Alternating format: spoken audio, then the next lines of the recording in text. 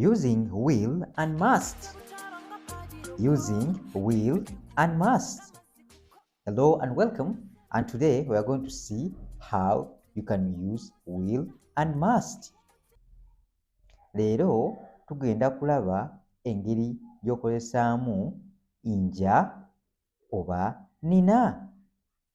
Nja, bajja, ajja, oba nina, balina, olina. And for my subscribers, thanks very much for loving my videos. So let's start and understand how to use will and must. Please note, will and must are commonly used to refer to things in the future to be done. Will and must are commonly used to refer to things in the future to be done. Will ne must bitera kukozesebwa okulaga ebinaabaawo mu maaso. Yes, they are commonly used to refer to things to be done in future. Will in Luganda is inja, bajja, ajja. Inja, bajja, ajja. Must in Luganda is nina, balina, olina. Nina, balina, olina. Will is mostly used to make predictions or promises. Will is mostly used to make predictions or promises. Inja oba bajja oba ajja etera kukozesebwa okulaga ebisuubirwa okubeerawo. Etera kukozesebwa okulaga ebisuubirwa okubeerawo. Must is commonly used to show command on things which have to be done. Must is commonly used to show command on things which have to be done.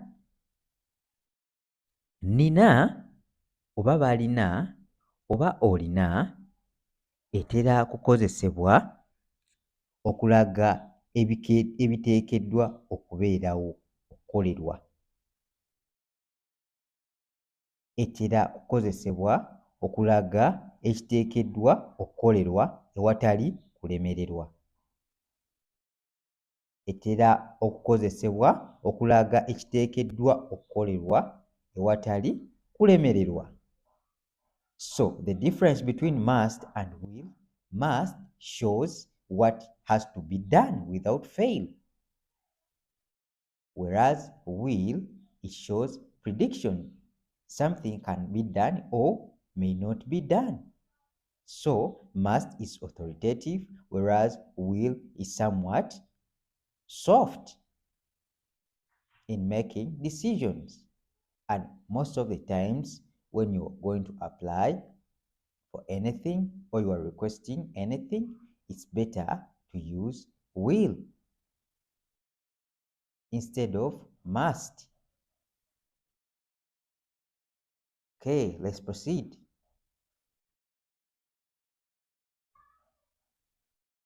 Will is normally contracted to double L as a short form on words when speaking.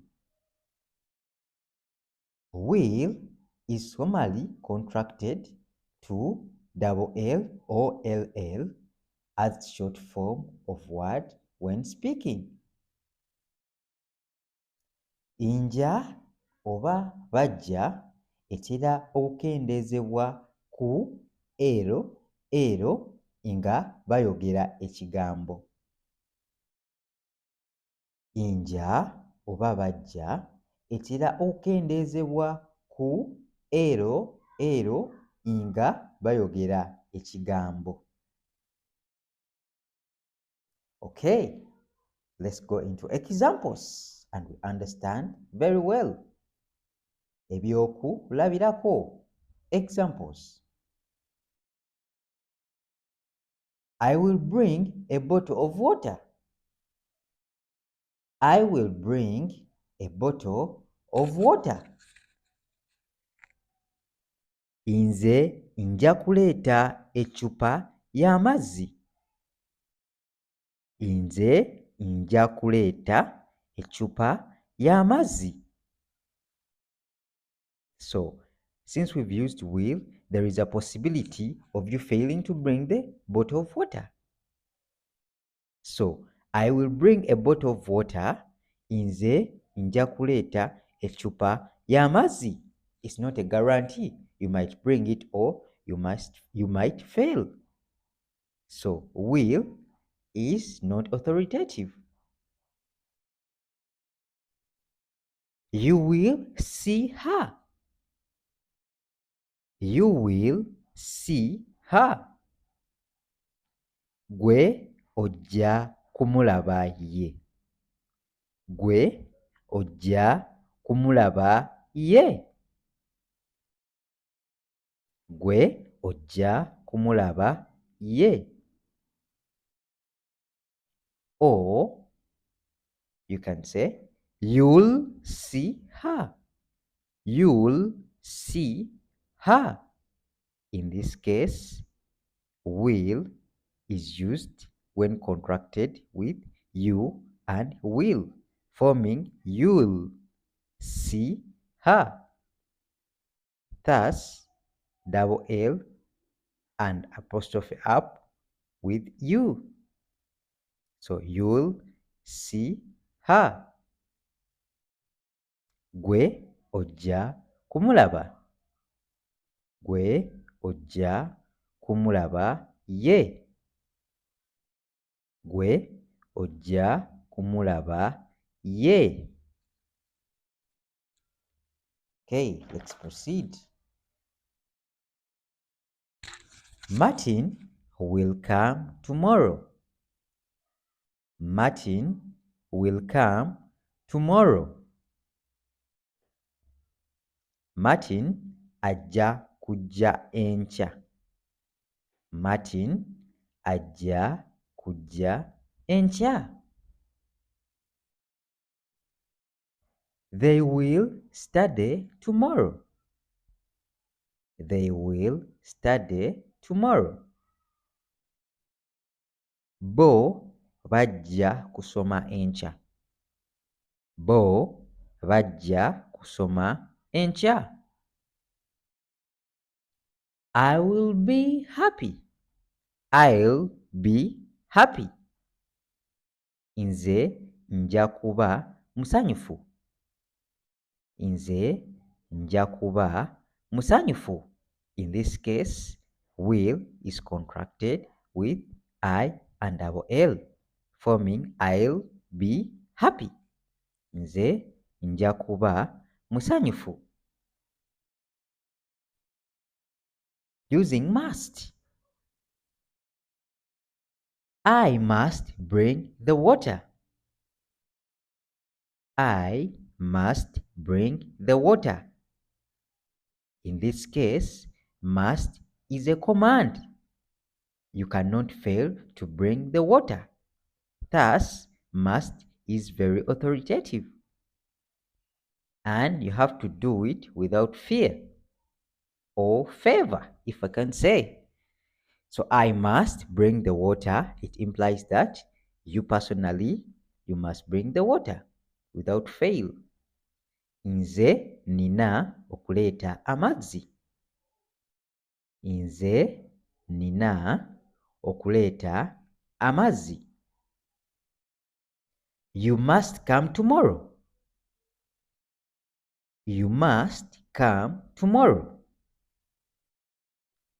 Gwe olina okujja enkya.